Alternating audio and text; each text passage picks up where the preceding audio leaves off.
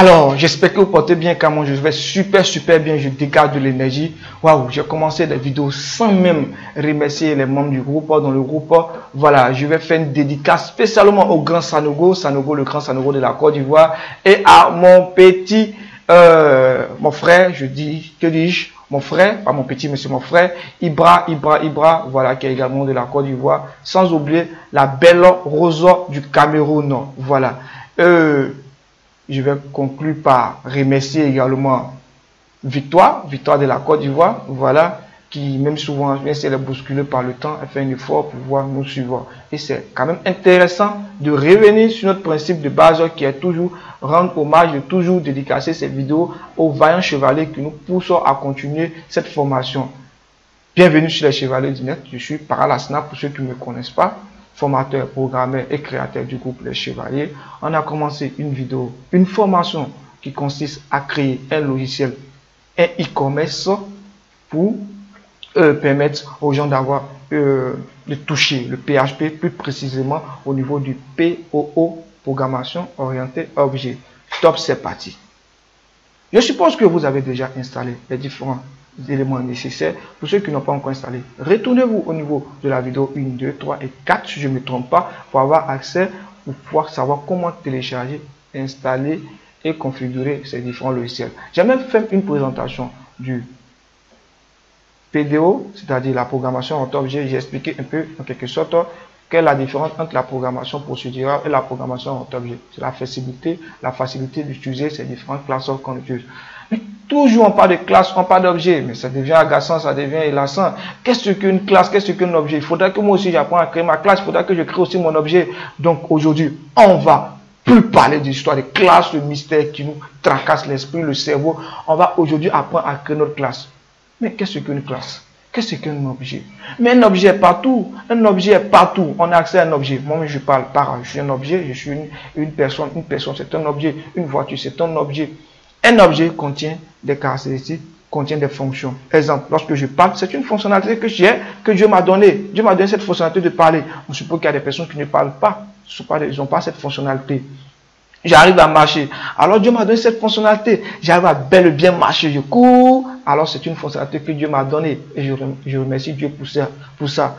Ensuite, j'ai des propriétés. Les propriétés, exemple, ma couleur. Voilà, ma couleur, ce sont des propriétés, ce sont des trucs visibles, ce sont des trucs en tant que tels. Ok? C'est-à-dire, quand on parle de classe, on parle d'objet. C'est un ensemble de choses. Et un élément peut être également un élément, c'est-à-dire un sous-ensemble. Un sous-ensemble, c'est-à-dire un élément qui contient des objets, peut être également une classe. Je prends le cas, exemple d'une voiture. Une voiture est un objet. Quand on dit objet égale à classe. Objet égale à classe. Une voiture est un objet. Regardez bien, dans une voiture, il y a les pneus. Il y a les pneus qui sont là. Les pneus sont également un objet. Mais les pneus font partie de l'objet voiture. Mais là, quand on dissocie, on se rend compte que les pneus est également un objet également. Donc, on va se limiter sur le bavardage, c'était trop l'explication de trop. On va réaliser notre première classe. On va réaliser une classe personne qui permet de dire bonjour tout le monde. Ok? Donc, top, c'est parti. Excusez-moi pour le bruit, si un bruit, vraiment excusez-moi. On essaie de faire un effort pour vous donner une présentation absolue pour vous permettre de pouvoir suivre cette formation. Ok? Donc, j'avais créé ici au niveau de mon projet ici, j'avais créé un projet que j'ai appelé les Chevaliers. Ok, je suppose que vous avez déjà créé, je ne vais pas revenir sur la création. Ici, je vais l'ouvrir avec mon éditeur de test. Donc, j'ouvre mon éditeur de test. Je ne vais pas revenir sur la création, voilà, parce que tout revenir sur des trucs qu'on a déjà vu, vraiment, ça perd du temps. Ok, donc je ne vais pas revenir. Je viens ici sur mon éditeur de test, Atom. Voilà.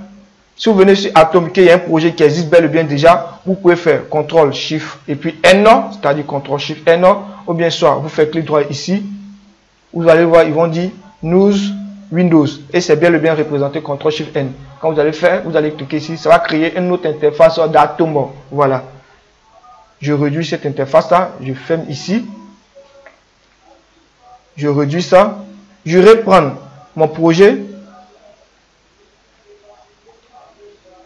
Je reprends mon projet, je le réduis rapidement également aussi. Je prends mon projet ici et je le glisse pour le mettre ici.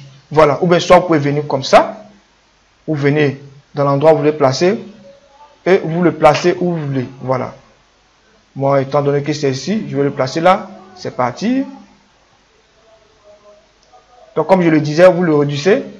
Voilà, vous le réduisez rapidement. Je retourne mon projet. Voici ça qui est là. Je suis rentré dedans, je ressors. Vous ne rentrez pas dans le projet. Voilà, il y a ma souris qui déconne un peu.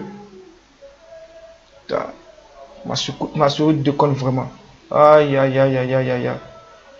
Tout ça, ça souffle. Je ferme. Voilà. Je laisse dedans. Et voici ça qui était bel et bien placé ici.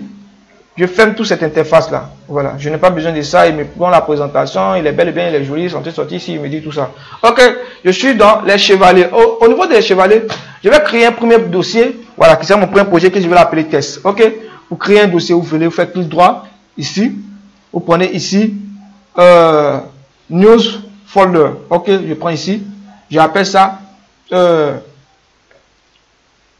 J'appelle ça quoi? J'appelle ça test 1. Voilà, je mets test 1. C'est-à-dire c'est le premier test du projet qui est fait. Test 1. Je rentre dans test 1.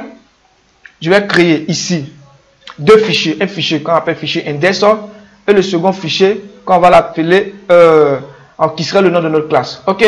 Donc ici, je vais appeler le premier fichier. Voilà. Soit je fais clic droit ici. J'appuie sur news file, ou bien soit je viens au niveau de la touche de mon ordinateur, la touche de mon clavier, appuie A. Donc j'écris exemple index. Il faut toujours avoir un fichier index, c'est très important. Voilà. Et ensuite je crée le deuxième que j'appelle ça. Vous pouvez vous mettre sur l'index et appuyer sur D, il va vous la dupliquer. Voilà. Donc vous créez l'autre, ou bien soit je reprends, je viens au niveau d'ici, j'appuie sur A et je mets personne. Faites très attention, ici c'est une classe qu'on va créer. Étant donné que c'est une classe égale à objet, mettez ça dans votre tête, classe égale à objet, c'est une classe dont par convention on met la première lettre en majuscule. On appelle ça notation camel case. Voilà. C'est-à-dire la première lettre en majuscule et le reste sont en minuscule. Ne faites pas de fantaisie, allez mettre des minuscules, des majuscules par-ci par-là. Vous êtes devenu professionnel aujourd'hui, apprenez à être professionnel. P doit être en majuscule, la première lettre en majuscule, donc j'écris personne. J'écris personne simplement comme ça. Vous pouvez écrire entièrement, moi je vais laisser ça comme ça. Personne.php, c'est une classe personne.php. On va essayer de voir si ça marche. Donc on va y faire un PHP et ensuite on va faire un écho rapidement. Lorsque vous écrivez PHP, vous appuyez sur la touche entrée, le reste va s'afficher. On va faire un écho pour dire on a commencé. Bonjour tout le monde. Bonjour. Bonjour la famille. Voilà, c'est ce qu'on va essayer de faire. Voilà. Et lorsqu'on vient sur notre navigateur, si vous vous rappelez très bien, on avait déjà fait cette partie-là, donc je ne vais pas tout revenir dessus. Je lance et je viens de mon projet test. Voici qui est là, bel et bien affiché, excusez-moi. Bonjour la famille. Waouh. Et si on ajoutait bonjour la famille, les chevaliers du net. Bonjour la famille. Bonjour les chevaliers du net. On va essayer de mettre bonjour les chevaliers du net. Pour voir qu'est-ce que ça va donner. Bonjour les chevaliers du net. Ok. J'ai écrit bonjour les chevaliers du net. Je lance. Voici ça qui est bel écrit. Bonjour les chevaliers du net. Ok. Je ferme là. Je réduis. Je reviens ici. Ok.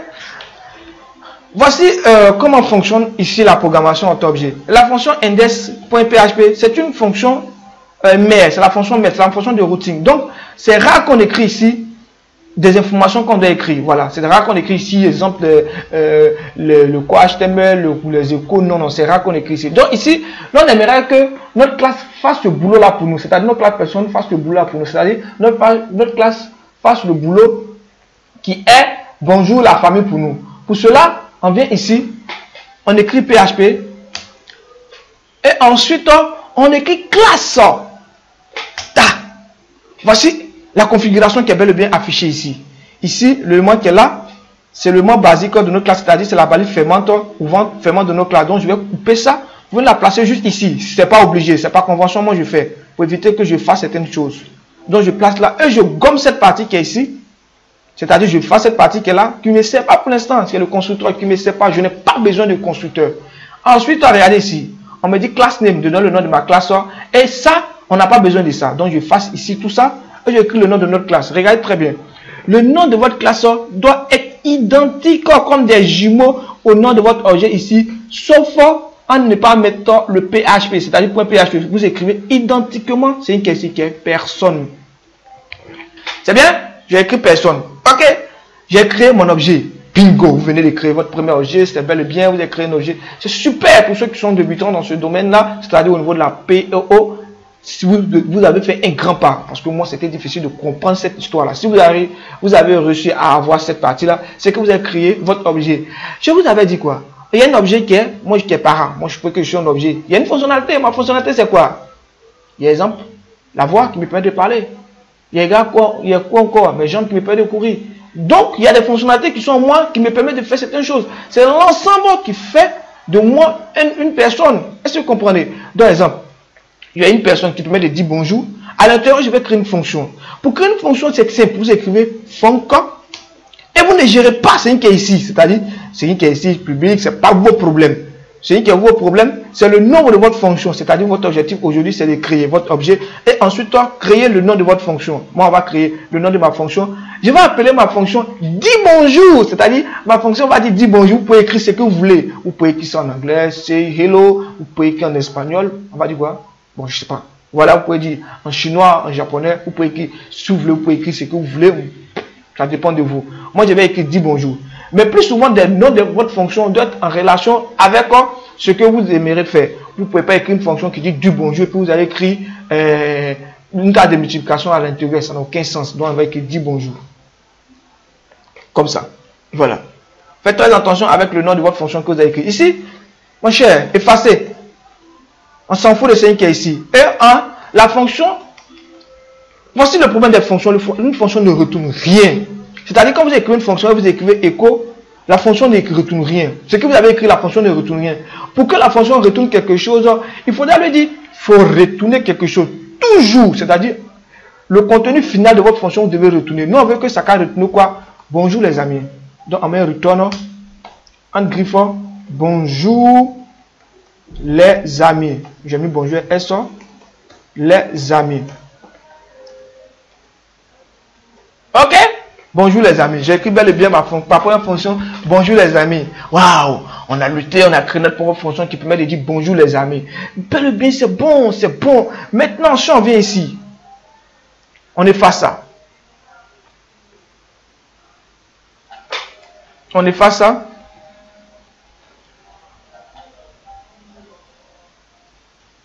On actualise. Waouh!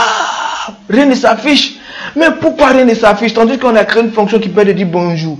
Mais c'est bizarre. Non, c'est pas bizarre. Pourquoi c'est pas bizarre? Parce que vous avez créé cette fonction. Mais vous avez créé cette fonction, il faudra l'appeler. Il faudra l'appeler. Voilà, si vous n'appelez pas cette fonction, elle reste mieux. C'est comme si vous avez créé dans un dossier et il est là, il vous regarde, il attend l'exécution. C'est comme une voiture. Vous avez une voiture, un bouton qui permet d'allumer. Quand vous cliquez sur l'allumage, ça s'allume. Mais si vous n'allumez pas, elle reste là. Elle reste là. C'est comme une personne. Bon, une personne, tu peux être là et puis parler seul. Tu ne peux pas parler seul. Pour que tu parles, il faudra qu'on t'active. C'est-à-dire, une personne vient te poser une question, mais une personne parle avec toi. Il t'active, là, tu parles. C'est la même chose comme ici. Et pour qu'une personne puisse parler avec toi, il faudra que vous soyez connecté, ou bien soit vous soyez en contact, ou bien soit la personne est à côté de vous. Je sais que la vidéo sera trop longue. C'est une vidéo d'introduction qui permet d'expliquer un peu comment créer un objet. Mais il faudra que ce soit nécessaire. Voilà. Il faudra que ce soit nécessaire. L'explication doit être flexible et vraiment facile à permettre à tout le monde de comprendre. Ok? Donc, comme je le disais, on a créé notre objet. On a créé notre objet. Il faudra que l'objet qui est là puisse fonctionner dans l'objet qui est là. Ok? C'est-à-dire pas dans notre classe, notre fonction index, notre page index, excusez-moi, notre page index. Pour que ça puisse fonctionner, il faudra qu'on arrive à les connecter, même en télécommunication. Pour qu'une personne doit fonctionner ensemble, on fait un réseau. Pour que tu puisses avoir accès, pour causer avec moi sur WhatsApp, il faudra que tu sois connecté. Donc, tout doit être connecté. Pour connecter, on va require. Ok? Donc, c'est ce qu'on va essayer de faire. On va require notre fonction qui est juste là, notre classe qui est là. Faites très attention, on a mis personne en majuscule. .php. Ok? Après avoir fini de faire cette étape-là, c'est-à-dire, on va require, on a require ça. C'est comme les deux maintenant sont liés entre eux. Monsieur, madame, monsieur, madame, monsieur, madame sont connectés. Voilà, c'est simple, Présoso. J'espère que tu comprends. Voilà, Madoché, j'espère que tu comprends. Les deux fonctions sont connectées entre eux maintenant. On a require. Mais si vous ne recourez pas, bon, c'est bizarre, c'est un mot que je viens d'inventer. On va prendre ça comme ça. Voilà. Si on ne require pas cette fonction-là, alors on ne pourra pas travailler avec. On require ou bien on inclut. Voilà. On dit require once, ou bien inclut, ou bien require. On va prendre require. Voilà, c'est tout la même chose. Il y a include également qui est là. C'est la même chose, les deux jouent le même rôle. Donc on me poser la question, mais quelle est cette différence? Bon, avec on fait des recherches dessus, vous allez peut-être nous donner des explications plus approfondies par rapport à ça. Mais nous, on va require. On a require ça, on a require ça. Donc, on a require. Ok? On va se limiter juste là, au niveau de la prochaine vidéo. On va essayer maintenant de instantifier, excusez-moi, notre objet. Ok? On va essayer d'instantifier notre objet pour pouvoir travailler avec. On va appeler cet objet qu'on a créé, qui est l'objet personne, et ensuite utiliser la fonction qui est à l'intérieur. Ok, donc à bientôt pour la prochaine vidéo. Pour ceux qui ne sont pas encore abonnés à la chaîne YouTube, ne manquez pas de vous abonner, de liker, de partager également. Et un pouce, c'est quand même intéressant, ça nous encourage de continuer. Ciao, ciao, je vous aime dans le temps. Tu sais que je suis dans le temps là. Je n'ai pas coupé et puis je te dis, ça à parler, je suis dans le temps.